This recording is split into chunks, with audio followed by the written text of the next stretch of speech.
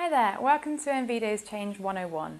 We're here today to give you a few hints and tips on how best to run a staff engagement programme. And if you've got any questions or would like any advice, then please don't hesitate to contact us. Now, you're probably already aware of the benefits of a staff engagement programme, from reduced energy costs to increased reputation, both externally to your clients and your customers, but also internally amongst your staff who are keen to work for an environmentally friendly organisation. Now, the main problem that people find with a staff engagement programme is that they forget to set objectives at the beginning, and this means that at the end of the programme they can't evaluate how successful they've been.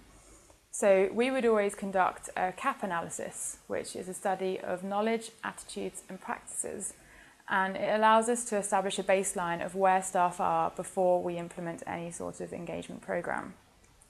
But it could be something as simple as doing a walk around of a floor and seeing how many people are leaving their computer monitors on, for example, or waste audits and seeing what people are recycling and what they're not. But it basically establishes a baseline so you can see the changes that your programme has had and how successful it's been. So once you've established your objectives, it's important to analyse your audience and to assess what motivates them to change their behaviour. So I'm sure you can think of a number of people within your organisation who don't care about the environment and are just interested in saving money. And that's fine, but there will also be other people that are interested in the environment. And so it's important to make sure that the messages that you send out are capturing both of these groups of people, and that you can then ensure that you're engaging with everyone within the organisation and capturing as many people as possible.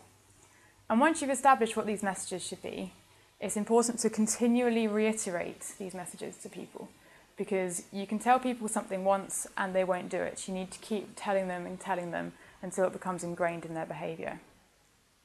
So we would suggest running something like a themed approach, like we did with Santander, where we focused on energy, waste and travel. And this helps to break down the huge part of the environment into smaller bite-sized chunks that people can understand and can get their head around a lot easier. We also suggest using a number of different channels so that you can capture a lot of staff. So some people won't read their emails but are really interested in e-learning or training, or we can do something as simple as putting posters on the back of toilet doors because you've got a captive audience there and people will tend to read these messages. So there are a number of ways of engaging with staff, both online and offline, or it could be something as simple as setting up a Facebook page to encourage staff to send in their ideas about how they can reduce their energy use or their environmental impact, and you can respond to that. So it's encouraging that two-way interaction. It's also important to consider timing when you're sending out your communications. So you don't want to launch a campaign when there is a bigger organisational change happening, or you also don't want to send out a message about keeping warm during the summer because people are going to be too hot. So it's important to make sure that your messaging is relevant and that the timing is appropriate for the communications that you're sending out. And finally, again, think about the trigger for people. Think about what motivates people to change their behaviour or act the way they are, and show them the benefits of changing their behaviour and making it relevant to them.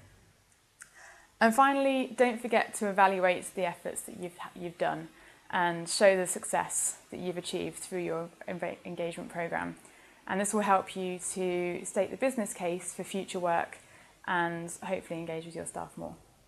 Again, if you've got any questions or would like to get in touch, please feel free to do so.